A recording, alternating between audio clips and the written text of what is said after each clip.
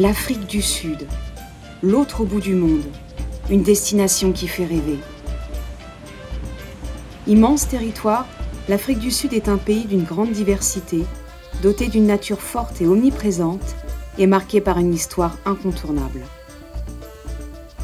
À sa pointe, au bord de l'Atlantique, et au pied de l'imposante et magnifique Table Mountain, qui doit son nom à son sommet en plateau, se dresse le Cap, ville remarquable à bien des égards et offrant un cadre de vie exceptionnel.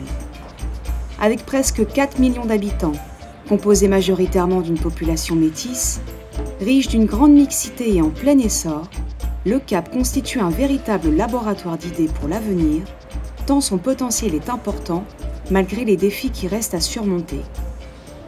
En 2010, elle accueillit la Coupe du monde de football et en 2014, elle a été désignée capitale mondiale du design. Cape Town est aussi la ville historique que Nelson Mandela choisit pour prononcer son premier discours après sa libération. Ville moderne et définitivement tournée vers l'avenir, le Cap a attiré une communauté d'environ 4000 Français qui s'y sont installés. L'Afrique du Sud, et plus particulièrement le Cap, c'est encore eux qui en parlent le mieux. Le premier mot qui me vient à l'esprit sur l'Afrique du Sud, ça serait arc-en-ciel.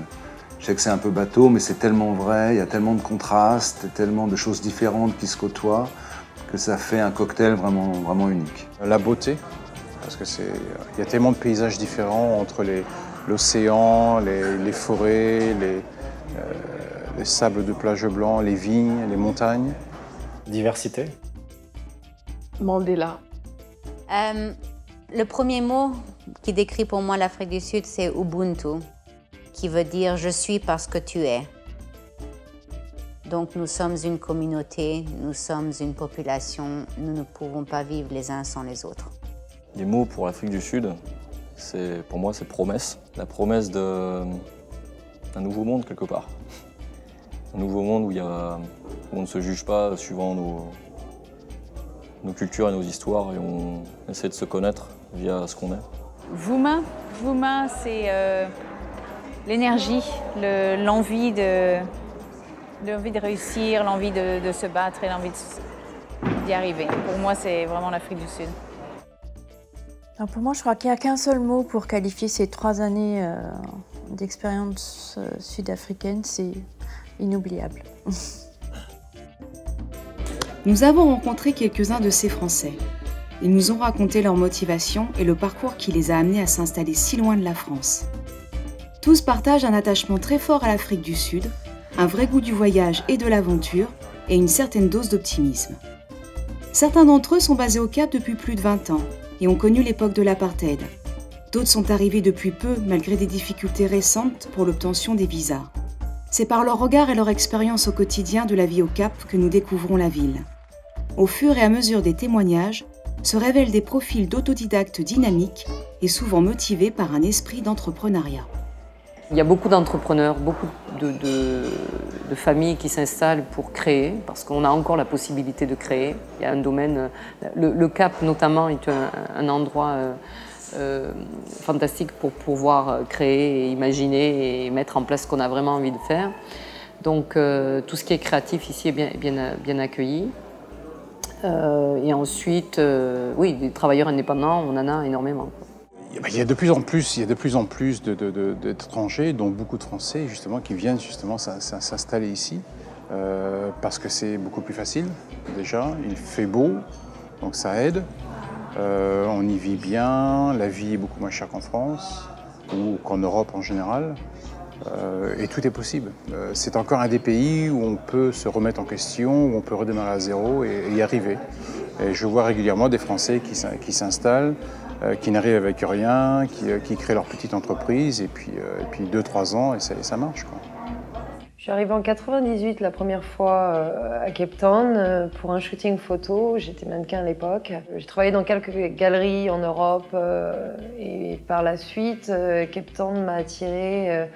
Je suis revenue au fur et à mesure, petit à petit, 3 mois, 4 mois. Et je me suis dit pourquoi pas rester. Le cadre est sympa, les gens sont sympas. Et la qualité de vie est magique. J'ai pas envie de le dire trop parce que je pense que ça va attirer encore plus de monde. Élodie représente des artistes auxquels elle propose d'être exposés dans des endroits parfois atypiques, tels que des boulangeries, des bars ou des entrepôts désaffectés, dans des quartiers branchés alternatifs de la ville. Son objectif est de faire sortir l'art des musées et des galeries pour le rendre plus accessible. J'ai lancé ça à Cape Town, cet esprit un peu public qui existe certainement déjà, je pense, dans d'autres pays.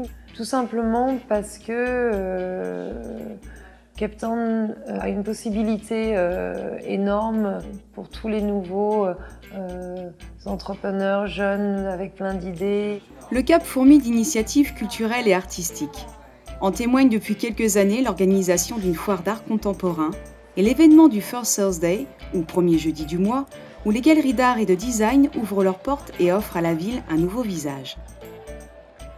Tous les First Thursday de chaque mois, premier jeudi de chaque mois, les galeries ouvrent leurs portes de 5h à 9h le soir, ce qui a créé vraiment un renouveau de Cape Town et une vie dans Cape Town qui n'existait pas avant et qui est fantastique. On se croirait en Espagne une soirée dans le mois où d'un seul coup tout le monde se balade et d'un seul coup aussi tous les bars commencent à créer des événements autour de ça, un groupe de musique par ici, un graffeur d'un seul coup dans un restaurant, des choses complètement hallucinantes pendant un soir. Ce qui ramène plein de gens de tous les quartiers, tous les coins, et pas seulement de Clifton, les quartiers un peu huppés, mais des townships, Kailicha. Et c'est génial d'avoir justement cette mixitude dans Cape Town qui n'existait pas il y a encore pas très longtemps. Cette émulation artistique est particulièrement visible sur les murs de la ville, car le Cap est une place majeure pour les artistes du graphe. En ville, notamment dans le quartier de Woodstock, ces tableaux urbains fleurissent un peu partout. Marco, gérant d'une maison d'hôtes, a réalisé une série de photos présentées lors de l'exposition Walls of Cape Town. Donc moi j'ai commencé à m'intéresser au street art à Cape Town, en me promenant dans ces quartiers un peu périphériques du centre-ville qui sont Hobbs, Woodstock, Mitchell's Plain, etc. Et donc je suis tombé par hasard sur toutes ces fresques murales et j'ai été vraiment impressionné, j'ai été bluffé et j'ai commencé un peu spontanément à les prendre en photo. Pourquoi les artistes du monde entier viennent taguer à Cape Town? C'est vrai que Cape Town est une des capitales mondiales du street art parmi d'autres, mais c'est une ville particulière parce qu'elle est en Afrique du Sud et que le street art, c'est quand même un art, entre guillemets, protestataire et qu'il ne faut pas oublier que ce pays a été, donc avec l'histoire de l'apartheid, a été très longtemps muselé et donc c'était une manière pour les artistes d'exprimer quelque chose, d'exprimer leur rébellion, d'exprimer leur envie, d'exprimer leur contestation. Et quand ils ont commencé à faire ça, ensuite ça a attiré d'autres artistes. Quand le pays s'est ouvert, ça a attiré d'autres artistes qui sont venus ici et qui ont voulu participer, chacun à leur manière, en laissant une trace ici ou là de leur art et de leur, je pense, de leur envie de participer à ce renouveau de l'Afrique du Sud et de Cape Town. Marco s'est installé au Cap depuis une quinzaine d'années. Il illustre très bien la possibilité qu'offre encore l'Afrique du Sud d'entreprendre tout en étant autodidacte. Je suis vraiment au Cap, un peu avant les années 2000, je dirais les années 98, pour des raisons professionnelles. On m'avait confié une mission au Cap et j'en ai profité pour découvrir cette ville et ça a été un vrai choc. J'étais pas au début dans l'idée de faire une maison d'hôtes. Mais pour m'installer dans ce pays, il me fallait un business permit et quand on veut un business permit, il faut investir de l'argent dans le pays. Donc finalement, en réfléchissant un peu, je me suis dit la manière la plus simple, c'est d'acheter une maison, ça représentera mon investissement, et de la transformer en maison d'hôte. Et donc c'est ce que j'ai fait, j'ai acheté cette maison qui est là, qui est une très vieille maison victorienne, et donc je suis arrivé, je l'ai retapée, je l'ai transformée un peu à mon idée en maison d'hôte, et j'ai ouvert donc cette maison d'hôte 3 mois après être arrivé ici. Alors j'avais clairement aucune idée de ce que c'était qu'une maison d'hôte, de comment on faisait les petits déjeuners. Et les premiers mois ont été assez folkloriques, c'est-à-dire que les clients souvent venaient dans la cuisine m'aider en me disant ben voilà, les œufs brouillés c'est comme ça qu'on fait, les œufs pochés on va t'expliquer, les œufs sur le plat, etc. Bon. Et j'ai une chance énorme, c'est que le Cap en 10 ans est devenu une des top destinations mondiales du tourisme. C'est une ville qui a un boom incroyable, qui fait rêver aussi bien les Américains qu'en Asie qu'en Europe. Et donc j'ai la chance aujourd'hui d'être au bon endroit au bon moment. Christophe vient d'ouvrir sa cave à vin en plein cœur du Cap. Pourtant, il y a 15 ans, il ne connaissait rien à la fabrication du vin. Donc je représente deux petites tonneries françaises, une bourguignonne et une bordelaise à côté de Saint-Émilion. Et en fin de compte, c'est ce qui m'a mis le pied à l'étrier et je me suis lancé dans le vin en 2000. Et j'ai créé ma marque et on a eu beaucoup de chance parce que je suis complètement autodidacte, c'est-à-dire que je ne connaissais rien au vin. J'aimais le vin, mais je ne savais pas le faire. Et je me suis lancé et ça a tout de suite marché. Et j'ai été découvert en 2003 avec le millésime 2002. Donc on a commencé à exporter en France et de fil en aiguille, on se retrouve maintenant dans 13 pays. Et ce que j'essaye aussi de faire, parce que je me suis formé tout seul, c'est de rester le plus naturel possible. C'est-à-dire qu'on travaille énormément dans les vignes et pas beaucoup en cave. Et c'est ce que j'aime bien. J'aime donner la libre expression à mes raisins et les laisser faire ce qu'ils ont à faire. C'est-à-dire que les fermentations se font toutes seules, on ne fait pas de rajout d'acidité, on ne touche rien, c'est ça. Les Français rencontrés sont unanimes pour dire que la ville du Cap offre une qualité de vie extraordinaire. Et pour les plus audacieux, elle semble être un excellent point de chute pour repartir de zéro et créer sa propre activité. Cependant, ce tableau idyllique ne doit pas occulter que même après l'apartheid, la société sud-africaine connaît de très grands écarts entre les différentes classes sociales et que cette réalité n'est pas sans conséquences sur la vie au quotidien. La mixité au Cap, je suis pas très bien placé pour parler de ce qu'est la mixité en Afrique du Sud en étant au Cap, parce que le Cap est une ville assez particulière qui, à l'origine, n'était pas une ville noire. Donc c'était une ville aujourd'hui créée par les Blancs, avec aujourd'hui une grosse population color, ce on appelle métis en français, qui sont largement majoritaires donc, au Cap, et avec une population noire qui a été rapatriée ici après les élections pour des raisons politiques. Donc tout ça ne se mélange pas forcément très facilement entre donc, les Blancs africains, c'est les Blancs anglais, les Noirs, les Xhosa, les Zoulous, les Indiens, les Chinois. Ça fait une mosaïque assez complexe qui ne se mélange pas si facilement que ça. Je pense que ça prendra des années. De fait, le pari de la mixité demeure un défi majeur pour la société sud-africaine. Ces problèmes sont très bien illustrés par l'expérience d'Alex et Eliane, couple mixte installé au Cap avec leurs 2 enfants. Les mentalités sont beaucoup plus renfermées, les sociétés sont beaucoup plus divisées, les gens sont convaincus de la différence entre races, malheureusement.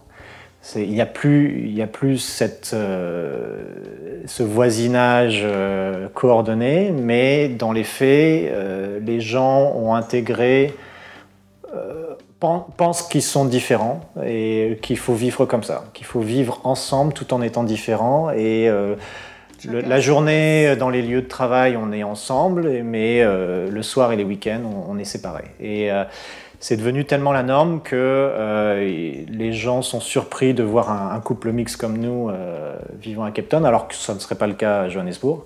Et on a quelquefois des mauvaises expériences dans des restaurants, dans la rue, où les gens parlent différemment, que ce soit à ma femme ou à moi-même.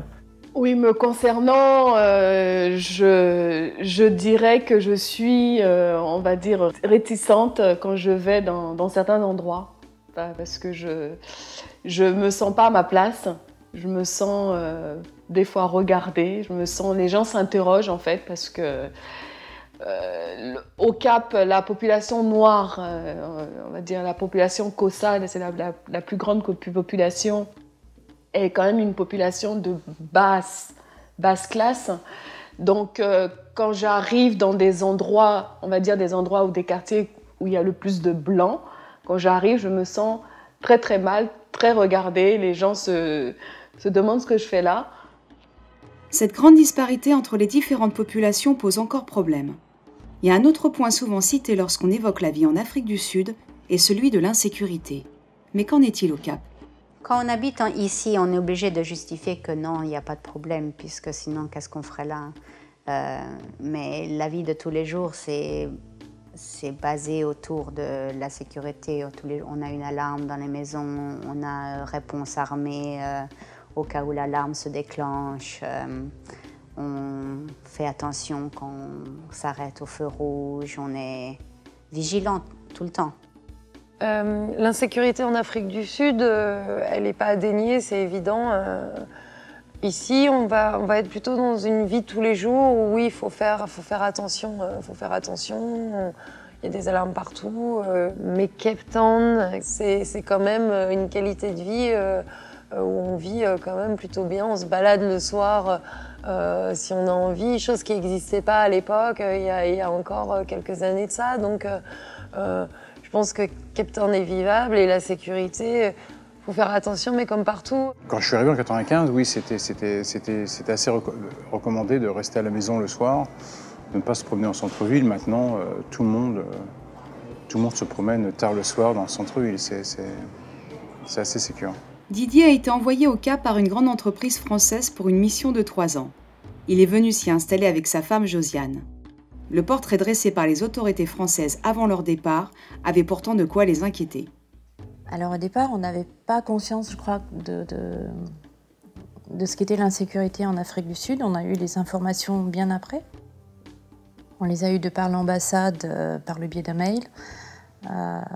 Ensuite, on a été accueillis par un service de sécurité à l'aéroport qui nous a briefé donc sur toutes les consignes de sécurité à respecter. Rebriefing par un responsable de l'entreprise. Et effectivement, l'angoisse est arrivée à ce moment-là. L'angoisse de devoir sortir et d'être confronté à un problème qui pouvait survenir à n'importe quel moment.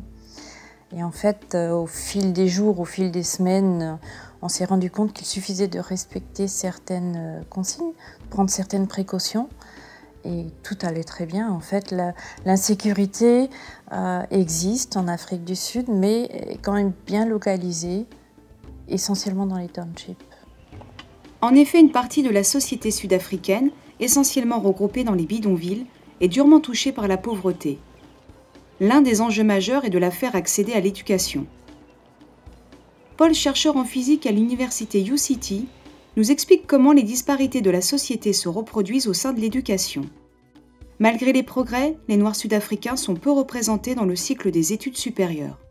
Le système éducatif sud-africain, c'est peut-être l'un des meilleurs, pour les universités. Ils ont de bonnes universités par rapport à tout le continent, par rapport à toute l'Afrique, mais c'est très déséquilibré, dans le sens où il y a énormément de failles encore dans le système, on va dire, éducatif, primaire, secondaire, où il y a un taux important de personnes qui abandonnent l'école. Mais l'université sud-africaine reste l'une des meilleures en Afrique. Mais il y a beaucoup d'étrangers, et pas tant que ça de Sud-Africains, parce que c'est une université qui coûte très cher. Donc textuellement, il n'y a pas de ségrégation, mais dans les faits, ça reste très exclusif. Et ça reste relativement difficile d'accès aux Sud-Africains, notamment pour les parties de la population qui ont été défavorisées. C'est quand même réservé aux plus riches. Voilà. Le Cap est entouré d'immenses townships ou bidonvilles qui forment des villes à part entière. Ces quartiers marqués par une grande pauvreté s'étendent de plus en plus, malgré les tentatives de la ville pour y améliorer les conditions de vie. Certains Français ont décidé de s'engager. Camille a fondé une association, Little Libraries, pour aider à son échelle les enfants des townships à accéder aux livres. Quand on habite au Cap, on sait qu'il y a les gens qui habitent en ville qui sont d'un certain niveau, d'une certaine classe sociale. On sait aussi qu'il y a beaucoup de gens qui habitent dans les bidonvilles à l'extérieur du Cap et qui ont une autre classe sociale. Mais jusqu'à ce qu'on se rende dans les bidonvilles, on ne se rend pas compte de la disparité. Alors le concept de ce projet, c'est de fournir à des écoles dans les bidonvilles ou dans les campagnes, parce qu'on a fait quelques-unes dans les campagnes aussi, du matériel éducatif pour que les enfants arrivent à l'école primaire en ayant eu des contacts avec des bouquins ou des livres et qu'ils sachent tenir un stylo avant d'arriver à l'école primaire. En discutant avec les dames qui s'occupent des enfants, elles m'ont dit que beaucoup d'enfants arrivent à l'école primaire et ne savent pas tenir les stylos parce qu'ils n'ont pas eu l'occasion de faire du dessin pendant leurs années à la maternelle. Et la raison pour laquelle ils ne font pas du dessin, parce qu'ils n'ont pas de papier. Alors, quand on pense que ça se passe 40 km de là où on habite, on se dit, il y a un problème. Alors, le concept, c'est de leur fournir d'abord une petite bibliothèque que nous peignons dans une couleur vive pour qu'elle soit attrayante. Nous la remplissons de livres pour des enfants d'âge entre 2 et 5 ans. Je vais dire 5 ans parce que les enfants ont 6 ans, mais quand ils n'ont pas lu de bouquin jusqu'à l'âge de 5 ans, c'est déjà très compliqué pour eux.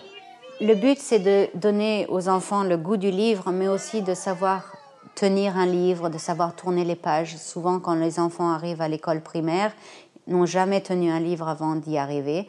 Et quand on leur donne les livres dans lesquels ils sont censés apprendre des choses, ils ne savent même pas comment tourner les pages, ils ne savent pas qu'un livre, ça peut être amusant, excitant, on peut y apprendre des choses.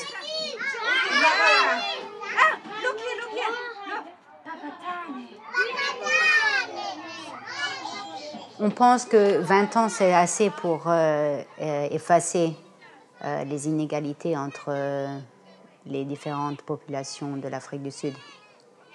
Mais quand l'apartheid a été aboli il y a 20 ans, les gens qui étaient en âge d'aller à l'école, ils n'avaient pas les ressources pour y aller. Ils n'avaient pas grandi dans cet esprit-là. Ils avaient grandi dans des bidonvilles, ils avaient à peine à manger pour survivre. Alors aller à l'école, c'était pas... Je pense qu'il va falloir plus de temps pour que les inégalités s'aplanissent, que ça devienne un peu plus homogène. Dans le même état d'esprit d'entraide et pour promouvoir une autre approche des défis que soulève le Cap, Laurence, installée depuis 23 ans, a fondé avec son mari Brent, de nationalité sud-africaine, une école de cirque, la Zip Zap Circle School, devenue une véritable institution à Cape Town. L'idée de créer une école de cirque nous est venue à cause du passé de Brent, mon mari. Il a grandi au Cap et le cirque lui a permis de quitter son pays, de voyager à travers le monde sans avoir le bac, sans avoir de moyens financiers. Et il a énormément grandi en tant qu'humain par cette expérience. Donc quand on est rentré ici, il voulait créer cette expérience pour les jeunes parce que la situation courante en Afrique du Sud en 92 était tendue. Les gens étaient complètement séparés. Et on s'est dit, le cirque, ça a toujours rapproché toutes les cultures et toutes les races et tous les genres. Donc on s'est dit, pourquoi ne pas utiliser cet outil? On s'est dit, on va contribuer un petit peu à la reconstruction de l'Afrique du Sud. Et bon, il se trouve que ça fait 23 ans qu'on fait ça.